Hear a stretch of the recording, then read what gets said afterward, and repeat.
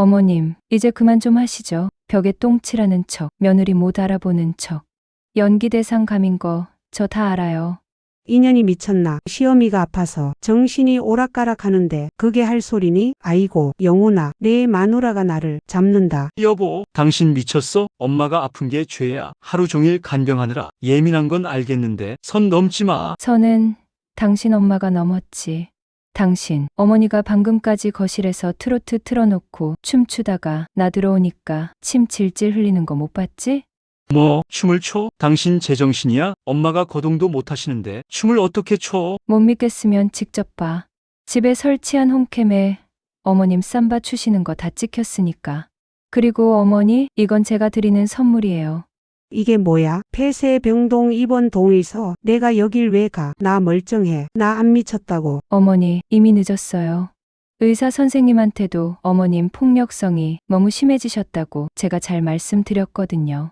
이거나 영훈아, 나 안 미쳤어. 제가 거짓말하는 거야. 나 진짜 멀쩡하다고. 엄마, 그렇게 발버둥 치시는 거 보니까 더 안 좋아지신 것 같네, 여보. 병원이 시설이 제일 좋다니까 일단 모시자. 거봐요, 어머니.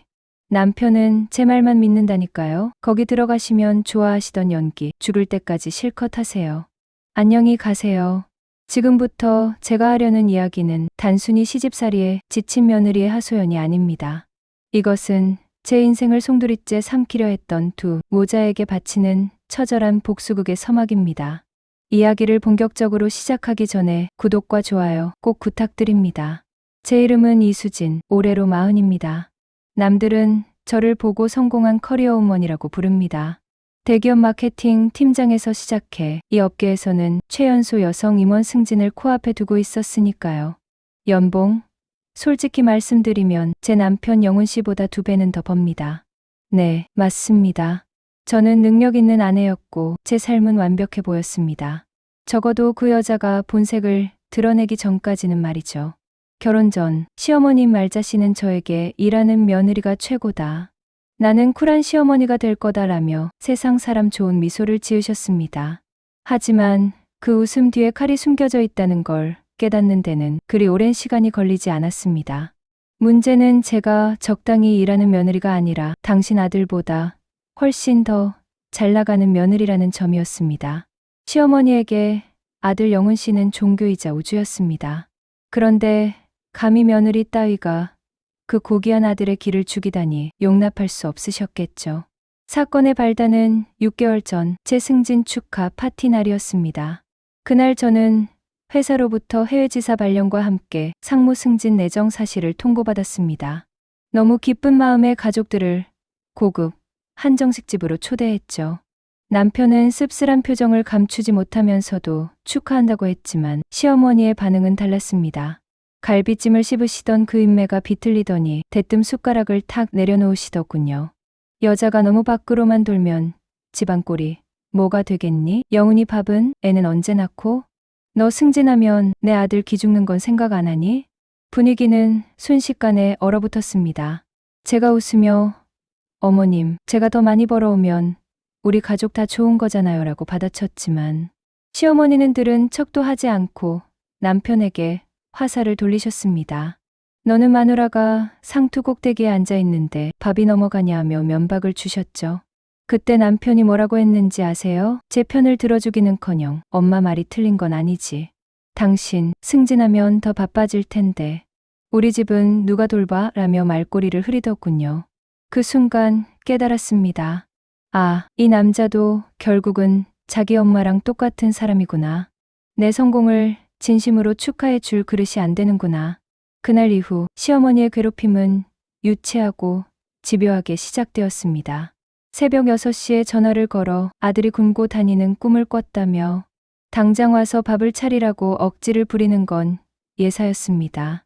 중요한 프레젠테이션이 있는 날에는 제 정장에 김치, 국물을 쏟은 척 연기를 하기도 했고 제가 야근이라도 하는 날엔 남편을 시댁으로 불러들여 내 마누라는 바람난 게 틀림없다며 이간질을 해댔습니다. 하지만 저는 꿈쩍도 하지 않았습니다. 오히려 보란 듯이 더 일에 매진했고 회사에서는 승승장구했습니다. 시어머니가 회방을 놓을수록 제 오기는 더 강해졌으니까요. 제가 무너지지 않자 시어머니는 전략을 바꾸셨습니다. 제 멘탈을 흔드는 게 안 통하니 아예 제 발목을 물리적으로 묶어두기로 작정하신 거죠. 바로 3개월 전 제가 해외지사 발령을 확정짓기 위해 최종 면접을 보러 가던 날 아침이었습니다. 남편에게 다급한 전화가 걸려왔습니다. 여보, 큰일 났어. 엄마가 사라졌어. 현관문은 열려있고 신발도 안 신고 나가셨대. 면접장으로 향하던 제 심장이 덜컥 내려앉았습니다. 평소 건강하시던 분이 갑자기 사라지다니요. 결국 저는 차를 돌려야 했습니다. 제 인생에서 가장 중요한 기회를 눈앞에서 놓치는 순간이었죠. 우리는 온 동네를 뒤졌고 3시간 만에 파출소에서 연락이 왔습니다. 시어머니는 헝클어진 머리에 짝짝이 슬리퍼를 신고 멍한 눈으로 앉아 계셨습니다. 경찰관은 치매 증상이 의심된다고 했습니다. 남편은 사색이 되어 어머니를 부둥켜 안고 울었지만 저는 그때 보았습니다. 제 어깨 너머로 저를 쳐다보던 시어머니의 눈빛. 아주 찰나였지만 그 눈빛은 초점을 잃은 환자의 것이 아니었습니다. 입가에 살짝 스친 비릿한 미소. 그것은 명백한 승리의 미소였습니다. 내가 감히 내 아들을 두고 외국으로 튀어? 어림도 없지. 마치 그렇게 말하는 듯한 섬뜩한 눈빛.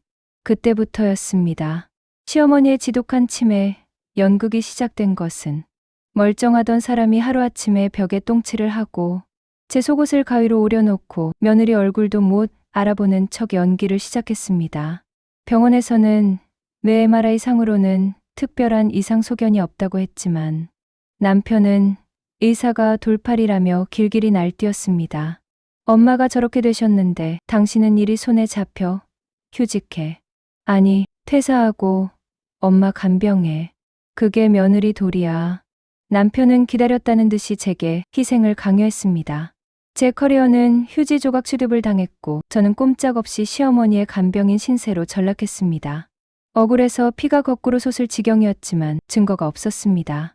남편은 이미 효자 코스프레에 심취해 제 말은 귓등으로도 듣지 않았으니까요. 하지만 시어머니, 당신은 실수를 하셨습니다.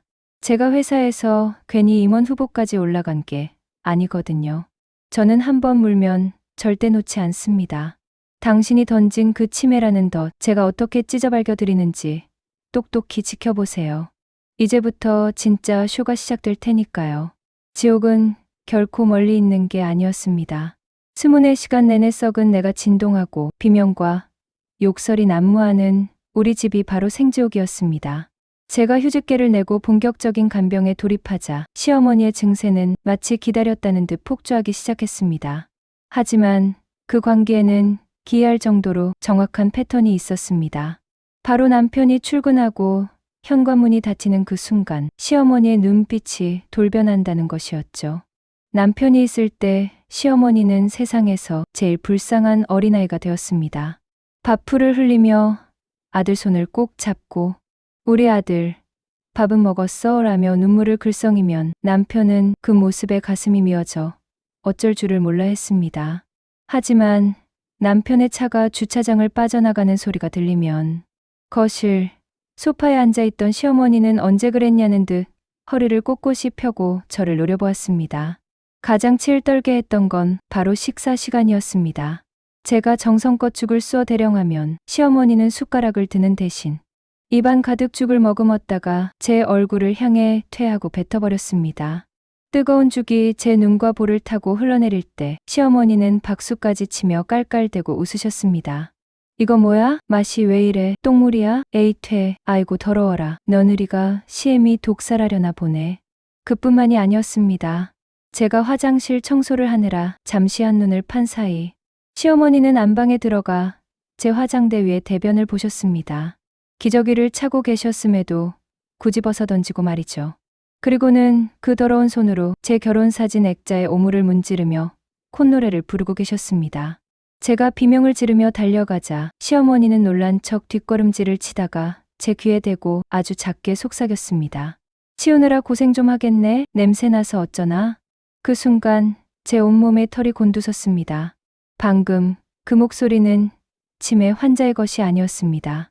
너무나 또렷하고 악의에 찬 지극히 정상적인 사람의 조롱이었습니다.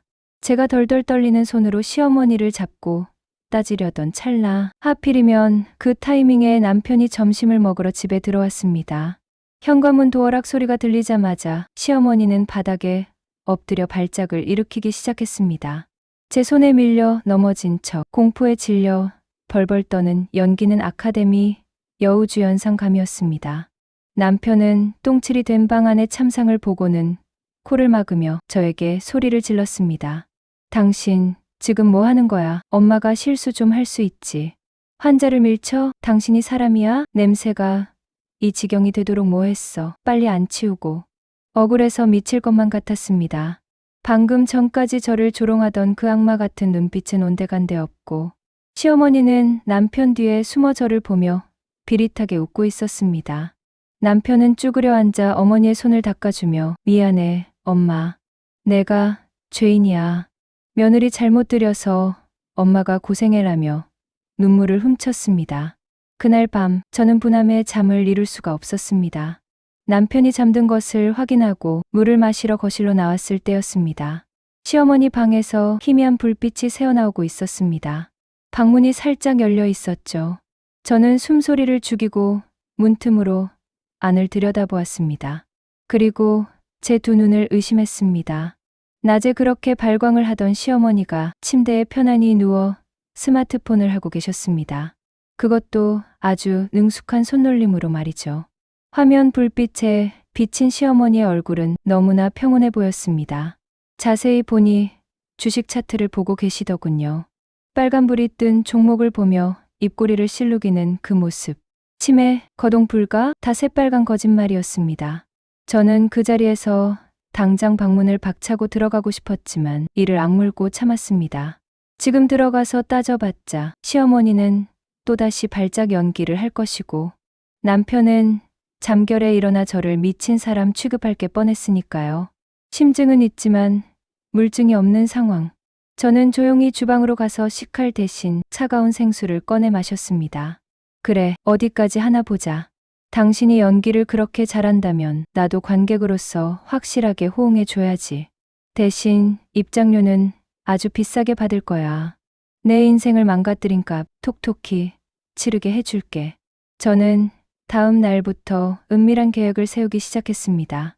집안 곳곳에 초소형 홈캠을 설치하는 것, 그것이 제 복수의 첫걸음이었습니다. 남편 몰래, 시어머니 몰래 사각지대 없는 완벽한 감시망을 구축했습니다. 그리고 며칠 뒤 제 카메라에는 시어머니의 연극을 끝장낼 결정적인 장면들이 하나둘씩 포착되기 시작했습니다. 초소형 카메라를 설치한 첫날, 저는 출근하는 척 집을 나섰다가 근처 카페에 자리를 잡았습니다.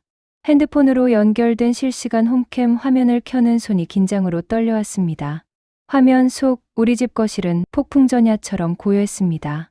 하지만 현관문이 닫히고 남편의 차가 떠난 지 정확히 10분 후 기적이 일어났습니다.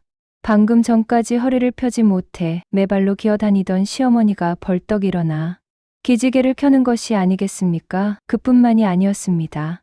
냉장고로 성큼성큼 걸어가시더니 제가 남편 보양식으로 사둔 한우 채끝살을 꺼내 능숙하게 굽기 시작하셨습니다. 치매 노인이라 가스불 위험하다며 인덕션 잠금 기능까지 걸어놨는데 그걸 너무나 자연스럽게 해제하시더군요. 화면 속 시어머니는 고기를 쌈 싸 먹으며 트로트 방송을 틀어놓고 덩실덩실 춤을 추셨습니다. 그 유연한 허리놀림은 환자는커녕 에어로빅 강사 뺨치는 수준이었습니다. 저는 그 광경을 보며 허탈함에 헛웃음이 나왔습니다. 저 여자의 연극 하나 때문에 내 커리어가 박살나고 내 인생이 시궁창에 처박혔구나. 분노가 치밀어 올라 당장이라도 집으로 달려가고 싶었지만 저는 더 확실한 한 방이 필요했습니다. 그때 시어머니의 전화벨이 울렸습니다. 저는 이어폰을 귀에 꽂고 볼륨을 최대로 높였습니다. 수화기 너머로 들리는 대화 내용은 가히 충격적이었습니다. 아이고, 말도 마. 우리 며느리년 요즘 내 똥기저귀 가느라 얼굴이 반쪽이 됐어. 꼴 좋지 뭐. 지가 잘 나가면 뭐해? 시애미 손바닥 아니지. 내가 치매라고 침 좀 흘려주니까 꼼짝도 못하고 기어다니는데 아주 속이 다 시원해. 우리 아들 걔는 효자라 내 말이라면 껌뻑 죽어. 며느리년 잡는 데는 아픈 척이 최고라니까. 친구분과의 통화였습니다. 시어머니는 자신의 연기력을 자랑하며 깔깔대고 웃으셨습니다. 저는 그 통화 내용을 녹음하며 주먹을 꽉 쥐었습니다. 단순한 꾀병이 아니라 저를 괴롭히고 굴복시키기 위한 악의적인 계획이었음을 확인사살하는 순간이었습니다. 하지만 진정한 절망은 그날 저녁에 찾아왔습니다. 퇴근한 남편에게 넌지시 운을 띄워봤습니다. 여보, 어머님 증세가 너무 오락가락 하시는데 혹시 병원에서 오진한 거 아닐까? 낮에는 너무 멀쩡해 보이셔서 그래. 혹시 정신적인 문제가 아니라 심리적인 게 아닐까 싶어서. 제 말이 끝나기도 전에 남편은 수저를 탁 내려놓으며 소리를 질렀습니다. 당신, 지금 엄마가 꾀병이라도 부린다는 거야? 하루 종일 집에 갇혀서 아픈 사람 의심이나 하고 있었어? 엄마가 당신 힘들게 하는 거 알아. 그래도 그렇지. 어떻게 자식이 부모를 의심해. 당신 진짜 이렇게 표독스러운 사람이었어? 남편은 오히려 저를 정신 이상자로 몰아갔습니다. 제가 간병 스트레스 때문에 멀쩡한 어머니를 이상하게 본다며 정신과 상담을 받아보라고 하더군요. 방 안에서 그 소리를 듣고 있었을 시어머니의 비웃음이 들리는 듯했습니다. 남편은 제 편이 아니었습니다. 그는 시어머니라는 종교에 세뇌된 광신도나 다름없었죠. 그 순간 결심했습니다. 이 증거, 영상을 남편에게 보여주는 것만으로는 부족하다고. 남편은 분명 엄마가 오죽 외로웠으면 그랬겠냐며 또다시 감싸고 돌 것이 뻔했습니다. 저는 이 판을 더 키워야 했습니다. 시어머니가 제 발로 기어 나가게 만들고 남편이 평생 죄책감에 시달리게 만들 완벽한 시나리오가 필요했습니다. 기회는 생각보다 빨리 찾아왔습니다. 며칠 뒤 남편이 지방 출장으로 1박 2일 집을 비우게 된 것입니다. 시어머니는 남편이 없으니 저를 더 마음껏 괴롭힐 생각에 신이 나 보이셨지만 그건 오산이었습니다. 그날 밤은 제가 감독하고 주연을 맡은 복수극의 하이라이트가 될 예정이었으니까요. 저는 남편이 떠나자마자 짐을 챙기는 척하며 시어머니에게 들리도록 혼잣말을 중얼거렸습니다. 아, 이 주식 계좌 비밀번호가 뭐였더라. 여기에 어머님 비상금 5천만 원 넣어둔 건데 기억이 안 나네. 어머님이 치매라 물어볼 수도 없고 큰일이네. 방문 너머로 쫑긋 세워진 귀가 느껴졌습니다. 돈이라면 사족을 못 쓰는 시어머니가 이 미끼를 물지 않을 리 없었죠. 덫은 놓였고 사냥감은 제 발로 걸어 들어올 준비를 하고 있었습니다. 이제 화려한 피날레를 위한 무대만 남았습니다. 남편이 탄 택시가 아파트 단지를 빠져나가자마자 집안에는 무거운 정막이 감돌았습니다. 하지만 그 정막은 폭풍이 오기 직전의 고요함과 같았습니다. 저는 안방문을 반쯤 열어둔 채 거실 식탁 위에 덩그러니 놓인 낡은 수첩을 응시했습니다. 그 수첩에는 제가 미리 붉은색 매직으로 크게 써놓은 비상금 계좌, 비밀번호라는 글씨가 선명하게 박혀 있었죠. 물론 그 안에 적힌 번호들은 모두 가짜였지만 돈 냄새를 맡은 하이에나를 유인하기엔 충분한 미끼였습니다. 저는 소파에 힘없이 쓰러져 잠든 척 연기를 시작했습니다. 거친 숨소리를 내며 깊은 잠에 빠진 듯 가장했지만 온 신경은 거실을 향해 곤두서 있었습니다. 5분, 10분. 시간이 얼마나 흘렀을까요? 안방 문지방 너머로 스윽 스윽 하는 소리가 들려왔습니다. 평소 시어머니가 다리를 끌며 내는 소리가 아니었습니다. 마치 사냥감을 노리는 맹수처럼 빠르고 은밀한 발소리였습니다. 실눈을 뜨고 홈캠 화면을 확인하던 저는 터져나오려는 비명을 간신히 삼켰습니다. 방문 틈으로 보이는 시어머니의 모습은 그야말로 기괴함 그 자체였습니다. 허리는 꼿꼿하게 초점 없던 눈동자는 펴져 있었고 식탁 위 수첩을 향해 탐욕스럽게 번들거리고 있었습니다. 시어머니는 주위를 두리번거리더니 제가 자고 있다는 것을 확인하고는 잽싸게 식탁으로 달려가 수첩을 낚아챘습니다. 그 손놀림은 어찌나 빠른지 마치 20대라고 해도 믿을 정도였습니다. 시어머니는 떨리는 손으로 수첩을 넘기며 미리 준비해둔 자신의 폴더폰을 꺼내 어딘가로 전화를 걸었습니다. ARS 뱅킹을 시도하는 것이었죠.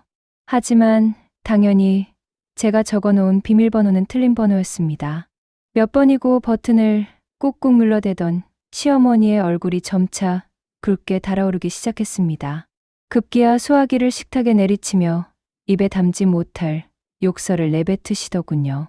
아우, 이 멍청한 년이 번호를 발로 적었나. 5천만 원이 코앞인데 이게 왜 안 먹혀. 그 순간 저는 침대에서 일어나 천천히 거실로 걸어 나갔습니다. 마루가 삐걱거리는 소리에 시어머니가 화들짝 놀라 뒤를 돌아보았습니다. 당황한 기색이 역력했지만 시어머니는 본능적으로 다시 허리를 굽히며 침을 흘리는 척 연기를 시도하려 했습니다. 하지만 저는 그 틈을 주지 않았습니다. 벽에 기대어 팔짱을 낀 채 차갑게 식은 눈으로 시어머니를 내려다보며 입을 열었습니다. 연기 그만하세요, 어머님. 허리 안 아프세요? 방금까지 꼿꼿하게 서서 ARS 버튼 잘만 누르시던데. 그 5천만 원 그렇게 탐나셨어요? 시어머니의 동작이 일시 정지된 비디오처럼 멈췄습니다. 굽히다만 허리, 닥담한 침, 그리고 공중에 붕 뜬 손. 시어머니는 잠시 눈동자를 굴리더니 이내 상황 파악을 끝낸 듯 천천히 허리를 펴고 일어섰습니다. 그리고 저를 노려보는 그 눈빛은 제가 알던 치매 노인의 것이 아니었습니다. 마치 가면을 벗어던진 악마의 민낯을 마주하는 기분이었습니다. 시어머니는 수첩을 바닥에 내동댕이 치며 코웃음을 쳤습니다. 그래, 봤냐? 봤으면 어쩔 건데? 내 남편한테 이르기라도 하게. 우리 영훈이가 누구 말을 믿을 것 같니? 평생 헌신한 불쌍한 애미 말 믿지. 너 같은 독사 며느리 말은 귓등으로도 안 들을 거다. 시어머니는 오히려 당당했습니다. 남편 없는 집안에서 자신은 무소불위의 권력자라고 착각하고 계셨죠. 그녀는 소파에 거만하게 다리를 꼬고 앉아 저에게 훈계까지 시작했습니다. 자신이 이렇게까지 한 건 다 며느리 길을 꺾고 아들을 위함이었다는 궤변을 늘어놓으면서요. 내가 밖에서 돈 좀 번다고 유세 떠는 꼴 보기 싫어서 그랬다. 여자가 조신하게 집구석에서 살림이나 할 것이지 어디 남편 길을 죽여? 내가 아픈 척 좀 하니까 꼼짝 못하고 기어다니는 꼴이 아주 볼만하더구나. 5천만 원? 그건 내 정신적 피해보상금이라고 생각해라. 당장 비밀번호 제대로 안 불어? 저는 그 뻔뻔함에 치가 떨렸지만 한편으론 안도의 한숨을 내쉬었습니다. 시어머니는 모르고 계셨으니까요. 거실, 천장 구석, 텔레비전 옆, 그리고 지금 시어머니가 앉아있는 소파 맞은편. 장식장 틈새에서 빨간 불빛을 반짝이며 돌아가고 있는 초소형 카메라들의 존재를 말입니다. 그리고 무엇보다 제 주머니 속 휴대폰이 이 모든 대화를 고스란히 녹음하고 있다는 사실을요. 시어머니는 승리에 도취해 자신의 모든 범죄 사실을 술술 자백하고 계셨습니다. 멀쩡한 정신으로 며느리를 노예처럼 부려먹고 아들을 가스라이팅하고 이제는 돈까지 갈취하려 했다는 그 추악한 진실들이 제 녹음기에 차곡차곡 쌓이고 있었습니다. 저는 떨리는 목소리를 억누르며 마지막 쐐기를 받기 위해 질문을 던졌습니다. 그럼 어머님, 지금까지 똥오줌 지리고 벽에 칠하고 했던 거 다 일부러 그러신 거예요? 정말 제 인생 망치려고 작정하고 연기하신 거냐고요. 시어머니는 비릿한 미소를 지으며 대답했습니다. 그럼 미쳤다고 내 똥을 내가 만지겠냐? 된장에 칼에 섞어서 벽에 바르니까 내가 기겁하고 치우는 꼴이 얼마나 웃기던지. 너 그거 치우면서 울었지? 나는 방에서 그거 듣면서 웃느라 배꼽 빠지는 줄 알았다. 완벽했습니다.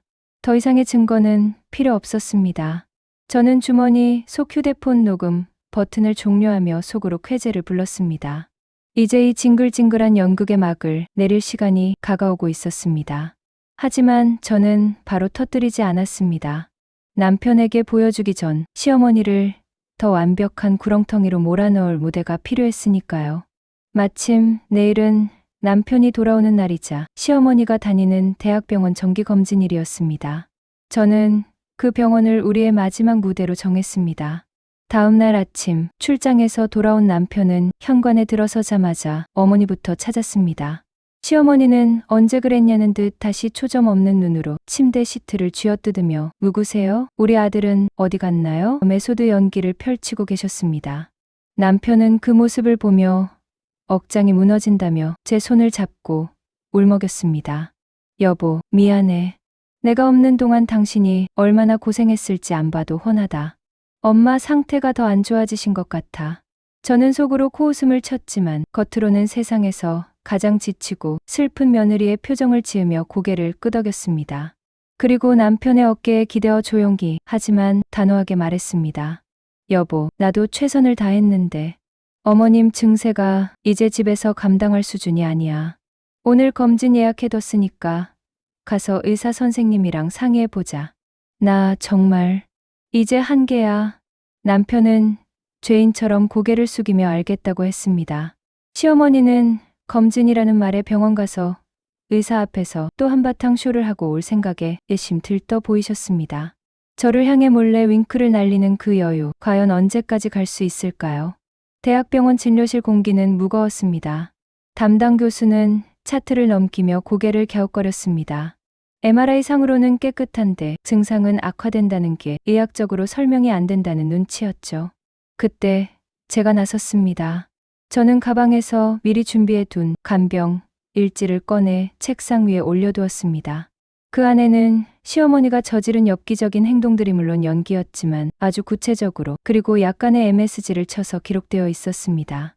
선생님, 어머님이 최근에는 폭력 성향까지 보이세요. 며칠 전에는 칼을 들고 저를 쫓아오시면서 도둑년이라고 하셨고요. 벽에 배설물을 바르는 건 이제 일상이에요. 밤마다 누군가 자신을 감시한다며 소리를 지르시는데 저희 부부 잠을 못 잔 지 한 달이 넘었습니다. 제 거짓말, 아니 시어머니의 연기를 바탕으로 한 진술에 의사의 표정이 심각해졌습니다. 남편은 옆에서 설마 엄마가 칼까지 라며 충격을 받은 듯 했지만 제가 눈물 연기를 곁들이자 금세 제 말을 믿는 눈치였습니다. 의사는 한숨을 내쉬며 남편을 바라보았습니다. 보호자분, 이 정도면 가정 내 간병은 불가능합니다. 환자 본인뿐만 아니라 가족들의 안전도 위험해요. 특히 여느님 상태가 많이 안 좋아 보이시는데 당장 입원 치료를 권해드립니다. 마침 저희 병원과 연계된 전문 요양병동에 자리가 하나 났습니다. 시설은 최고급이지만 집중관리가 필요한 중증 환자들을 위한 폐쇄병동입니다. 폐쇄병동. 그 단어가 떨어지자마자 휠체어에 앉아 침을 흘리는 척하던 시어머니의 눈이 번쩍 뜨였습니다. 최고급 요양원이라니 솔깃했다가 폐쇄라는 말에 본능적인 공포를 느끼신 거죠. 시어머니는 다급하게 남편의 옷자락을 잡아당기며 웅얼거렸습니다. 집에 가자. 나 안 아파. 집에 갈래. 하지만 남편의 반응은 시어머니의 예상과는 달랐습니다. 남편은 어머니의 손을 꼭 잡으며 눈물을 글썽였습니다. 엄마, 나도 마음 아파. 근데 엄마가 집에서 칼 들고 설치고 똥칠하고 며느리 잡는다잖아. 거기 가면 다들 잘해주실 거야. 나랑 수진이 위해서라도 딱 눈 감고 들어가자. 응. 상황이 심상치 않게 돌아가자 시어머니는 연기를 집어치우기로 결심한 듯했습니다. 갑자기 허리를 꼿꼿이 펴고 의사를 향해 또렷한 목소리로 소리치셨습니다. 이 돌팔이 의사야. 나 안 미쳤어. 내가 언제 칼을 들었다고 그래? 야, 이수진. 내가 거짓말했지? 마 멀쩡해. 이거 다 쇼라고. 진료실 안에 정적이 흘렀습니다. 의사와 간호사 그리고 남편까지 모두 얼어붙었습니다. 방금 전까지 사람 못 알아보던 노인이 갑자기 정색을 하고 소리를 지르니 얼마나 황당하겠습니까? 하지만 저는 당황하지 않았습니다. 오히려 슬픈 눈으로 의사를 바라보며 결정타를 날렸습니다. 선생님, 보셨죠? 요즘은 저렇게 갑자기 돌변해서 본인이 정상이라고 우기세요. 본인의 병을 인정하지 않는 게 가장 큰 문제라고 하던데 저러다가 또 집에 가면 난동을 부리십니다. 제발 도와주세요. 의사는 고개를 끄덕이며 차트에 무언가를 빠르게 적어 내려갔습니다. 네, 전형적인 증상이네요. 병식, 결여의 감정 조절 장애. 보호자분 말씀대로 즉시 입원 절차 밟으셔야겠습니다. 지금 바로 앰뷸런스 부르겠습니다. 시어머니의 얼굴이 사색이 되었습니다. 진짜로 갇히게 생겼다는 공포감에 시어머니는 남편의 멱살을 잡고 흔들었습니다. 영훈아, 너 애미 말 안 믿니? 나 진짜 연기한 거야.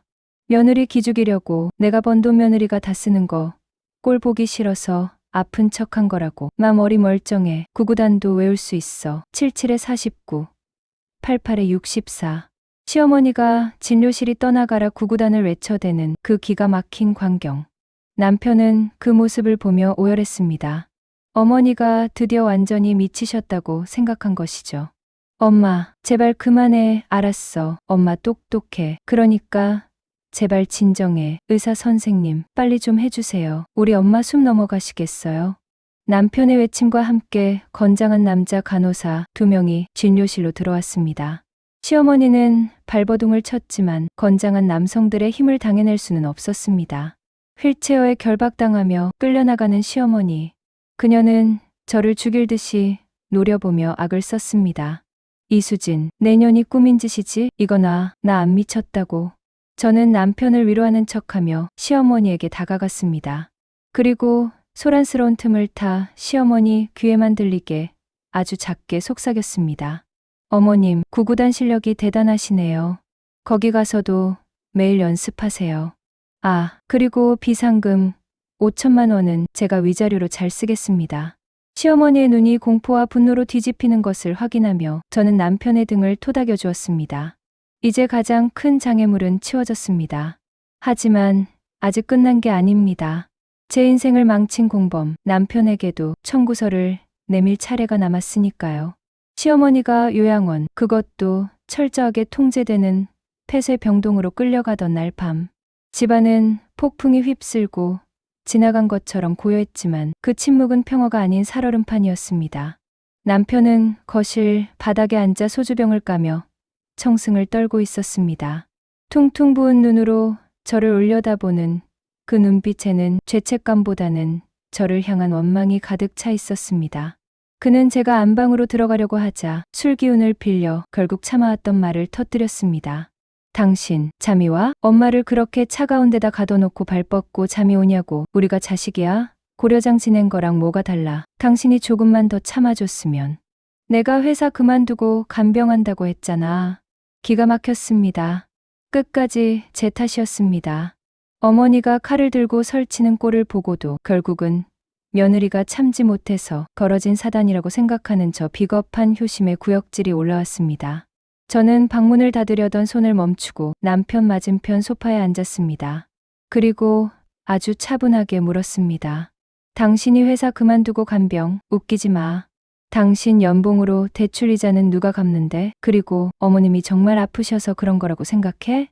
남편은 소주잔을 바닥에 내동댕이 치며 소리를 질렀습니다. 의사가 진단까지 내렸는데 무슨 헛소리냐며 엄마를 2번 죽이지 말라고 길길이 날뛰었죠. 저는 더 이상 긴 말이 필요 없음을 느꼈습니다. 이제는 판도라의 상자를 열어야 할 때였습니다. 저는 말없이 거실장 서랍에서 노트북을 꺼내 TV와 연결했습니다. 똑바로 봐. 당신이 목숨처럼 아끼는 어머니가 당신이 없는 동안 이 집에서 무슨 짓을 했는지 당신 눈으로 직접 확인해. TV 화면이 켜지고 제가 며칠 밤을 새워 편집한 시어머니의 이중생활 영상이 재생되기 시작했습니다. 첫 장면은 남편이 출근하자마자 시어머니가 벌떡 일어나 냉장고에서 소주를 꺼내 마시는 장면이었습니다. 남편의 동공이 지진이라도 난 듯 흔들렸습니다. 하지만 이건 시작에 불과했습니다.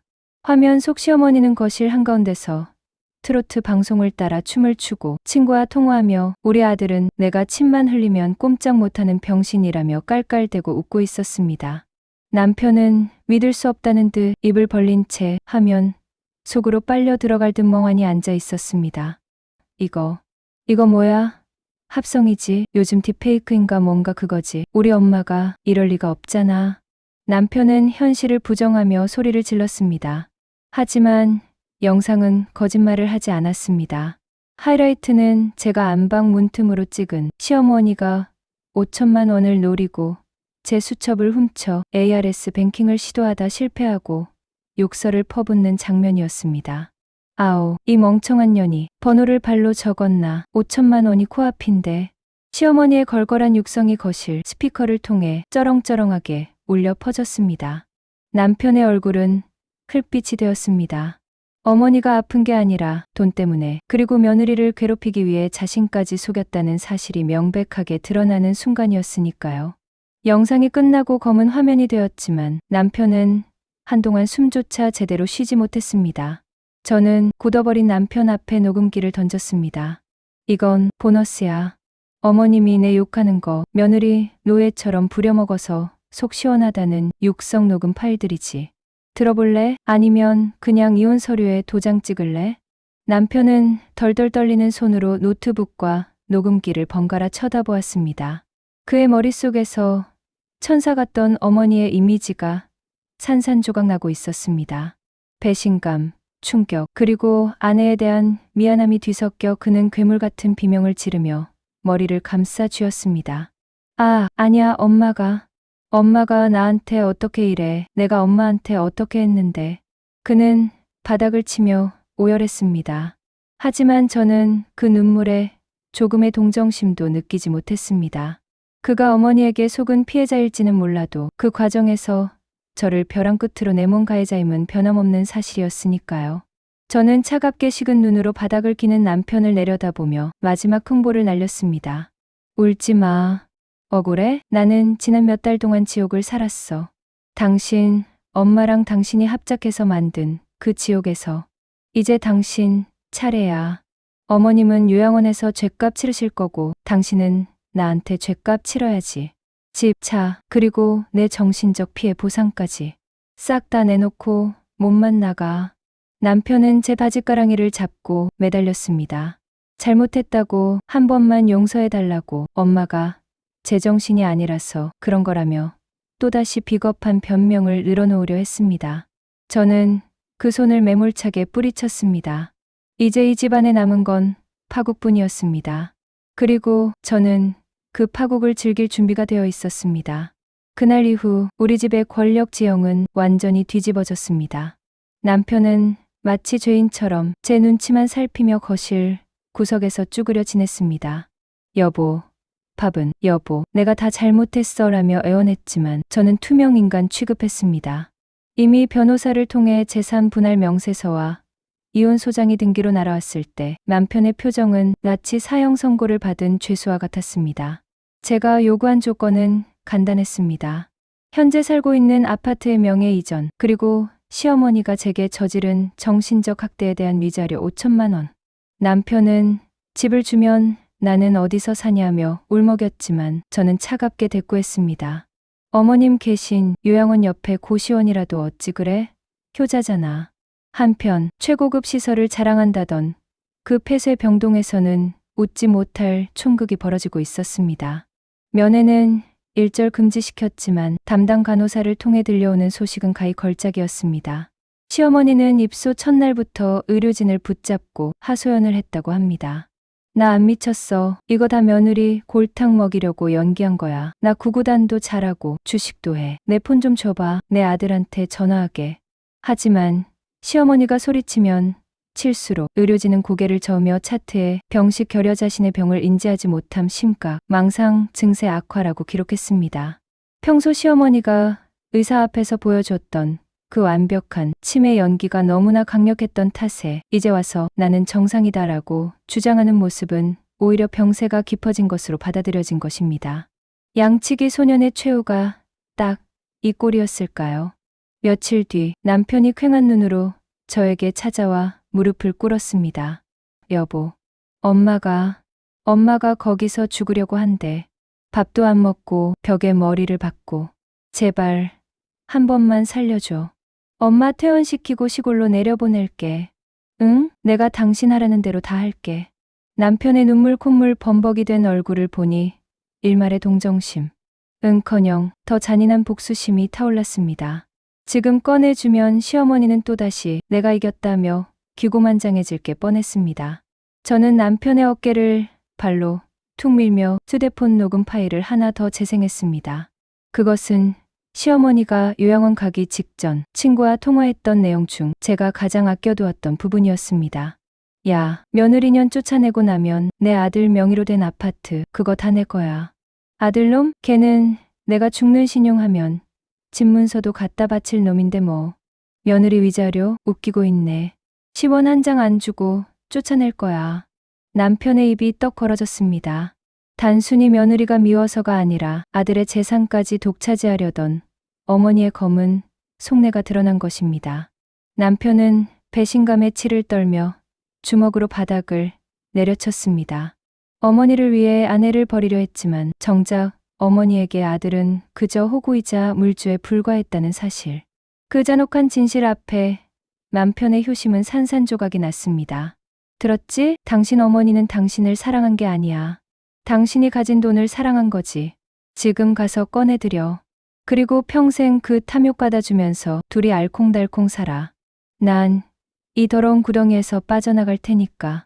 저는 미리 싸둔 캐리어를 끌고 현관으로 향했습니다. 남편이 뒤늦게 제 다리를 붙잡고 늘어졌습니다. 여보, 내가 미쳤었어. 가지마. 나 이제 엄마 안 봐. 당신이랑 살 거야. 라고 울부짖었지만 이미 버스는 떠났습니다. 이거나 법원에서 보자. 아, 그리고 어머님 병원비 다음 달부터는 당신 카드로 결제되게 돌려놨어. VIP 병동이라 한 달에 400만 원인 거 알지? 당신 월급으로 감당하려면 술 끊고 담배 끊고 숨만 쉬고 일해야 할 거야. 수고해. 현관문이 닫히는 순간 등 뒤에서 남편의 절규가 들려왔습니다. 엘리베이터를 타고 내려오는 내내 제 심장은 두근거림이 아닌 해방감으로 힘차게 뛰고 있었습니다. 바깥 공기가 이렇게 상쾌한 줄 미처 몰랐습니다. 이제 저에게 남은 건 이 승리를 확정짓는 법적인 절차뿐이었습니다. 이혼 조정 기일 법원 복도에서 마주친 남편의 몰골은 그야말로 가관이었습니다. 말끔하던 대기업 과장의 모습은 온데간데 없고 며칠을 굶은 듯 퀭한 눈에 구겨진 양복을 입은 노숙자나 다름없었으니까요. 남편은 저를 보자마자 달려와 여보, 내가 다 잘못했어. 소송 취하해줘. 엄마는 시골 요양원으로 옮겼어. 제발. 이라며 바짓가랑이를 잡았지만 제 변호사는 냉정하게 그를 제지했습니다. 소송은 싱거울 정도로 완벽한 저의 승리였습니다. 제가 차곡차곡 모아둔 홈캠 영상, 녹취록, 그리고 시어머니의 가짜 치매 연기가 담긴 간병 일지까지 판사님조차 증거 자료를 검토하며 혀를 찰 정도였으니까요. 특히 시어머니가 아들 등골 빼먹고 며느리 내쫓아서 재산 독차지하겠다고 떠들어댄 녹음 파일이 결정적이었습니다. 결과는 참담했습니다. 남편에게는 유책 배우자로서 위자료 1,000만 원 지급 명령과 함께 재산 분할에서도 저에게 압도적으로 유리한 판결이 내려졌습니다. 살고 있던 아파트는 제 명의로 넘어왔고 남편은 그 집에서 몸만 나가야 했습니다. 그동안 시어머니 용돈이네 병원비네 하며 몰래 대출까지 받았던 남편은 빚더미에 앉게 된 것이죠. 하지만 진짜 지옥은 법정 밖에서 기다리고 있었습니다. 제가 마지막 선물로 남겨둔 VIP 정동 병원비 폭탄이 터진 것입니다. 남편은 돈이 없어 어머니를 싼 요양원으로 옮기려 했지만 불가능했습니다. 제가 병원에 제출했던 폭력 성향 보고서와 입원 초기 시어머니가 부렸던 난동 기록 때문에 일반 요양원에서는 입소를 거부했기 때문입니다. 어머니 상태가 너무 위중하고 공격적이셔서 저희 시설에서는 감당이 안 됩니다. 가는 곳마다 퇴짜를 맞은 남편은 결국 울며 겨자 먹기로 어머니를 다시 그 비싼 폐쇄 병동에 모실 수밖에 없었습니다. 한 달에 400만 원. 남편 월급 실수령액보다 많은 그 돈을 감당하기 위해 그는 낮에는 회사, 밤에는 대리운전과 택배 상하차 알바까지 뛰어야 했습니다. 효자 코스프레의 대가는 혹독했습니다. 며칠 전 짐을 정리하러 옛집 이제는 온전히 제 집이 되네 들렀을 때 경비 아저씨에게서 시어머니의 근황을 전해 들을 수 있었습니다. 남편이 면회를 갔는데 시어머니가 면회실 유리를 주먹으로 치며 내가 며느리한테 속아서 들어왔는데 이제는 아들이 나를 가둬두냐며 악을 쓰다가 진짜로 혈압이 터져 쓰러지셨다는 겁니다. 더 기막힌 건 시어머니가 그토록 자랑하던 연기력이 현실이 되어가고 있다는 소식이었습니다. 좁은 병실에 갇혀 말도 안 통하는 중증치매 환자들과 섞여 지내다 보니 멀쩡하던 정신이 진짜로 피폐해지기 시작했다는 의료진의 소견이었습니다.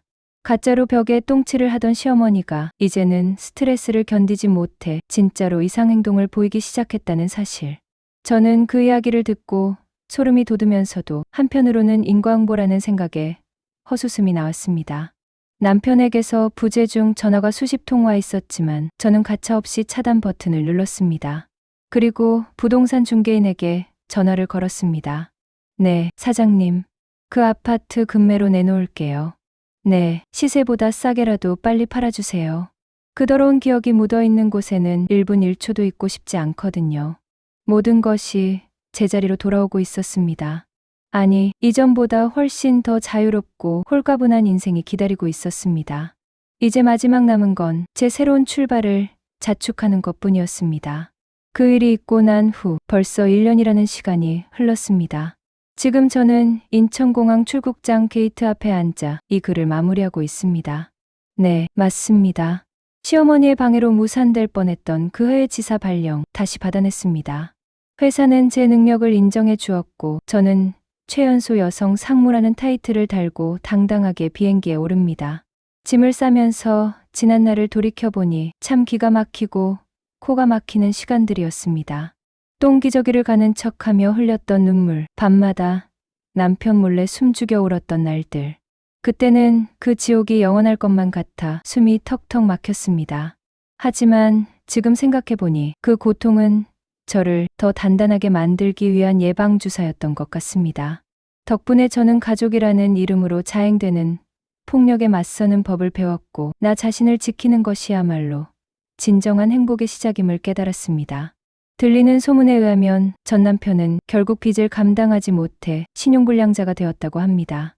낮에는 공사판, 밤에는 대리운전을 뛰며 병원비를 대고 있는데 그마저도 밀려서 요양원에서 쫓겨날 판이라더군요. 시어머니는 이제 진짜 치매가 깊어져서 아들 얼굴도 못 알아보고 만나는 사람마다 내 며느리가 나를 여기 가뒀다며 욕을 퍼붓는다고 합니다. 하지만 아무도 그 말을 믿어주지 않겠죠. 그들이 쌓아올린 업보의 탑이 스스로를 가두는 감옥이 된 셈입니다. 가끔 저에게 그래도 가족인데 머무한 거 아니냐고 묻는 사람들이 있습니다. 하지만 저는 되묻고 싶습니다. 며느리의 인생을 재물 삼아 아들의 안위를 챙기고 거짓으로 사람을 속여 파멸로 몰고 가려는 사람들이 과연 가족일까요? 저는 그 악연의 고리를 끊어낸 제 자신이 너무나 자랑스럽습니다. 제가 떠나기 전 친정 부모님을 뵙고 왔습니다. 아버지는 제 손을 꼭 잡고 고생했다, 내 딸. 이제 내 인생 살아라 하며 눈시울을 붉히셨습니다. 그 투박한 손의 온기를 느끼며 저는 다짐했습니다. 앞으로는 누구의 며느리, 누구의 아내가 아닌 오롯이 이수진이라는 이름으로 내 인생의 주인공이 되어 살아가겠다고 말입니다. 지금 이 영상을 보고 계신 여러분 중에도 혹시 말 못할 사연으로 가슴 치며 울고 계신 분이 있나요? 시댁의 갑질, 남편의 무관심, 혹은 자식 때문에 속 썩으며 내가 참으면 그만이지라고 생각하고 계신가요? 제발 참지 마세요. 착한 며느리, 착한 아내, 콤플렉스 따위는 쓰레기통에 버리세요. 당신이 불행하면 그 어떤 가정의 평화도 거짓입니다. 당신은 누군가의 희생양이 되기 위해 태어난 사람이 아닙니다. 부당함에 맞서 소리치고 당신의 권리를 찾으세요. 저처럼 지독하게 그리고 철저하게 준비해서 당신의 인생을 되찾으시길 바랍니다. 이제 비행기 탑승 안내 방송이 나오네요. 저 푸른 하늘 위에서 내려다보면 저를 괴롭혔던 그 사람들은 그저 보이지도 않는 작은 점에 불과하겠죠. 저는 이제 더 높이, 더 멀리 날아오르려 합니다. 제 통쾌한 복수극이 여러분의 막힌 속을 조금이나마 뚫어드렸기를 바라며 저의 긴 이야기를 마칩니다. 오늘 제 사연이 마음에 드셨다면 그리고 저희 새로운 출발을 응원해 주신다면 구독과 좋아요 버튼을 꾹 눌러주세요. 여러분의 응원이 큰 힘이 될 것 같습니다. 알림 설정까지 해주시면 다음에 더 사이다 같은 이야기로 찾아올 수 있겠죠? 지금까지 제 이야기를 들어주셔서 진심으로 감사합니다. 여러분 모두 오늘보다 내일 더 행복하고 당당해지시길 바랍니다. 안녕히 계세요.